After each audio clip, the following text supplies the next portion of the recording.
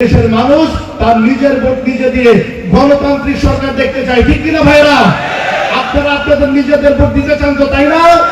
আপনারা আপনাদের পছন্দের নেতাকে নিজের ভোটের মাধ্যমে নির্ধারণ করতে চান। আমরা অচিরেই অন্তর্বর্তীকালীন সরকারের কাছে নির্বাচনের রূপরেখা নির্দিষ্ট ডেট চাচ্ছি, যেটা দেশের জনগণ চায়। প্রধান অতিথি হিসেবে যিনি উপস্থিত থাকবেন, আপনাদের আমাদের সকলের প্রাণের নেতা, পছন্দের নেতা, হৃদয়ের স্পন্দন, এদেশের বিএনপির অ্যাক্টিং চেয়ারম্যান জননেতা তারেক রহমান সহ নারায়ণগঞ্জ জেলা, কেন্দ্রীয় এবং সকল থানা পর্যায়ে ইউনিয়ন পর্যায়ের নেতৃবৃন্দ, আসসালামু আলাইকুম। আসলে আজকের যে আলোচনা সভা, আপনারা সবাই অবগত আছেন, আমাদের পাভেল ভাই আপনাদেরকে ডিটেলস ব্রিফ করেছে। আপনারা সবাই উনি যেভাবে ব্রিফিং করেছে, আমার মনে হয় আপনারা সব বুঝেছেন, ঠিক না? ভালোভাবে বুঝেছেন তো? এখানে আপনাদের প্রশ্ন করার সুযোগ থাকবে যখন জননেতা তারেক রহমান আসবেন, আপনাদের সাথে উনি কথা বলবেন। আপনারা যে কোশ্চেন করতে চান, আপনাদের কিন্তু সেই কোশ্চেন করার সুযোগ থাকবে। বাট আপনাদের মাথায় রাখতে হবে, আপনারা যে কোশ্চেনটাই করবেন সেই কোশ্চেনটা যাতে অর্থবহ হয়, ঠিক আছে? উল্টাপাল্টা আপনার ইয়েটা পড়েন, আপনাদেরকে লিফলেটটা দিয়েছে, সেই লিফলেটটা আপনারা ভালোভাবে পড়েন। এবং আমার মনে হয় পাবেল ভাই যেভাবে বলেছে, আপনারা অলরেডি সেটার ব্যাপারে অবগত আছেন। তারপরে আরেকটু প্র্যাকটিস করেন, ঠিক তারই আলোকে আপনারা কোশ্চেন করবেন, ঠিক আছে? যাতে আমাদের জননেতা তারেক রহমান আপনাদের কোশ্চেনে যাতে উনি স্যাটিসফাইড হয়, ঠিক আছে? আরেকটি কথা, এই সংশ্লিষ্টতার বাহিরে আপনারা কিন্তু অন্য কোনো কোশ্চেন করবেন না। 31 দফা আছে, এই 31 দফাটা অধ্যয়ন করুন এবং তারই উপর আপনারা কোশ্চেন করবেন কিন্তু, ঠিক আছে? আর এখানে আমাদের বিপ্লবী সাধারণ সম্পাদক ফখরুল সাহেব বলেছে, কিছু বিষয় আপনাদেরকে বলেছে, চাঁদাবাজি লুটতরাজ, এটা মাথায় রাখতে হবে। এখন যে অবস্থা যাচ্ছে, কোন প্রকার চাঁদাবাজি, ঝামেলা, লুটতরাজ সেটা করা যাবে না। আমরা নারায়ণগঞ্জ বিএনপি এবং প্রত্যেকটা অঙ্গ সংগঠন আমরা অত্যন্ত সুশৃঙ্খল। আমি মনে করি নারায়ণগঞ্জ যেভাবে জননেতা তারেক রহমানের নির্দেশনায় সকল আন্দোলন সংগ্রামে সক্রিয় ভূমিকা রেখেছিল, ঠিক আমাদের নেতা, আমাদের জননেতা তারেক রহমান নারায়ণগঞ্জের উপর কিন্তু কার্যক্রমের উপর কিন্তু স্যাটিসফাইড। আমরা নারায়ণগঞ্জে কাজ করেছি, সেই জায়গাটা কিন্তু সার্বিক ক্ষেত্রে আপনাদেরকে ধরে রাখতে হবে, এটা মনে থাকবে। আপনারা এমন কিছু করা যাবে না যেটা করলে বিএনপির দুর্নাম হবে, যেটা করলে বিএনপির ভাবমূর্তি নষ্ট করবে, এবং যেটা করলে আমাদের নেতা তারেক রহমান বিব্রত হবে, ঠিক আছে? এই বিষয়টা সবার মাথায় রাখতে হবে। আর আপনারা দেখেন, আমরা 1971 সালে স্বাধীনতা যুদ্ধ হয়েছে, সেই স্বাধীনতা যুদ্ধে অনেকে প্রাণ হারিয়েছেন, প্রাণ দিয়েছে, লাখো লোকজন প্রাণ দিয়েছেন। যারা মুক্তিযুদ্ধ করেছেন, আজকের এই বিজয়ের মাসে তাদের প্রতি শ্রদ্ধা জ্ঞাপন করছি।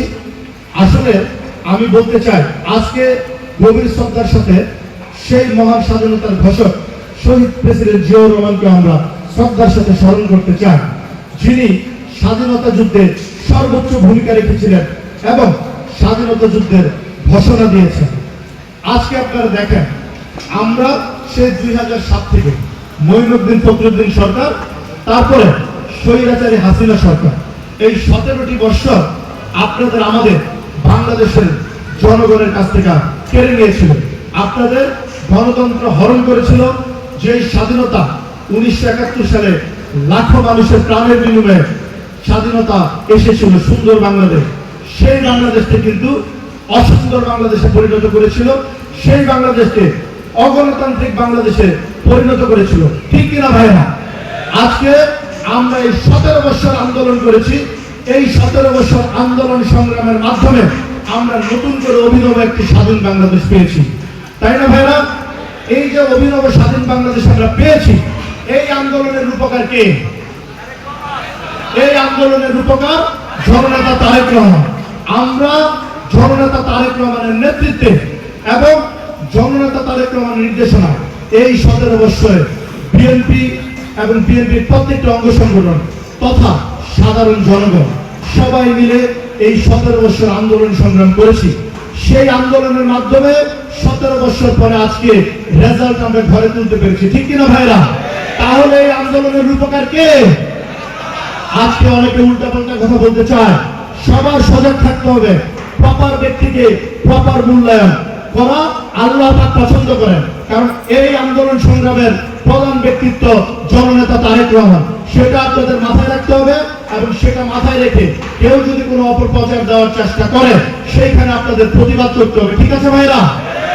মাথায় রাখতে হবে আজকে আমাদের লাস্ট 5ই আগস্টে আমরা স্বাধীনতা পেয়েছি। হঠাৎ করে স্বাধীনতা পেয়ে গেছি ব্যাপারটা কিন্তু এইরকম না। এই 17 বছরের আন্দোলনের মধ্যে 14 সালে আন্দোলন হয়েছে, পরিণত হয়েছে, আরো আন্দোলন হয়েছে। আমাদের অনেক ভাইয়েরা প্রাণ হারিয়েছে, ঠিক না ভাইরা? নারায়ণগঞ্জের শাওন প্রাণ হারিয়েছে, 2500 মাহবুব প্রাণ হারিয়েছে, আমাদের রূপগঞ্জে প্রাণ হারিয়েছে, সারা নারায়ণগঞ্জ সহ সারা বাংলাদেশে অনেক ভাইয়েরা প্রাণ হারিয়েছে। এটা কিন্তু এই বৈষম্য বিরোধী আন্দোলনের আগেই হারিয়েছে, ঠিক কিনা ভাইরা? বৈষম্য বিরোধী আন্দোলনে আমাদের অনেক ভাইয়েরা প্রাণ হারিয়েছে। বৈষম্য বিরোধী আন্দোলনের পরের সময় যতগুলো মামলা হয়েছে ম্যাক্সিমাম মামলা আমাদের বিএনপির নেতাকর্মীর নামে হয়েছে, ঠিক কিনা ভাইরা? তাহলে সেই ক্রেডিট কার? সেই আন্দোলন সংগ্রাম, সেই যুদ্ধের নতুন যে স্বাধীনতা পেয়েছি সেই স্বাধীনতা যুদ্ধের রূপকার এবং সেই স্বাধীনতা যুদ্ধে জয়লাভ করার মেন ক্রেডিট জননেতা তারেক রহমানের। এবং তার মাধ্যমে সারা বাংলাদেশে মানুষ তার নেতৃত্বে আন্দোলন সংগ্রাম করেছে। যেখানে ছাত্র জনতা ভাইয়েরা ছিল, যেখানে সকল প্রকার ছাত্ররা ছিল, সাধারণ ছাত্ররা ছিল, আমাদের ছাত্রদল ছিল এবং অন্যান্য অঙ্গ সংগঠনের ভাইয়েরা ছিল। আমাদের কিন্তু একটা ইনস্ট্রাকশন ছিল এই আন্দোলনের সময়, যদি কেউ আমরা কারফিউ যখন ছিল কারফিউ ব্রেক করে মাঠে থাকতে হবে, আপনাদেরকে ইনস্ট্রাকশন দেওয়া হয়েছিল, হয়েছে না? যদি না পারেন তাহলে দল ছেড়ে চলে যেতে হবে। আমরা আপনারা সবাই কিন্তু ছিলাম, আমরাই মাঠে ছিলাম।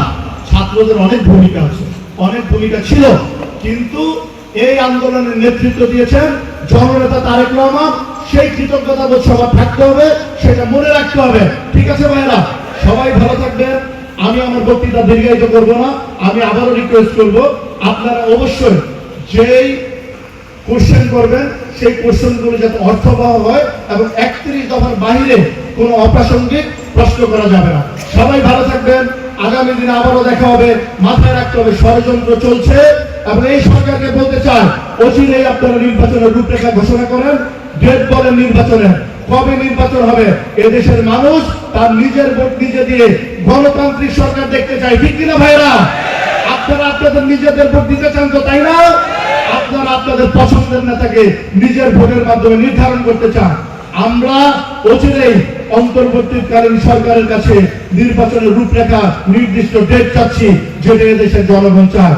সবাই ভালো থাকবেন। আবারও দেখা হবে। আমি আমার বক্তৃতা এখানেই শেষ করছি।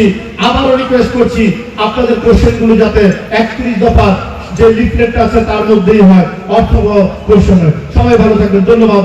বাংলাদেশ জিন্দাবাদ, বাংলাদেশ জাতীয়তাবাদী দল জিন্দাবাদ, শহীদ জিয়া মরহুম দেশনেত্রী বেগম খালেদা জিয়া জিন্দাবাদ।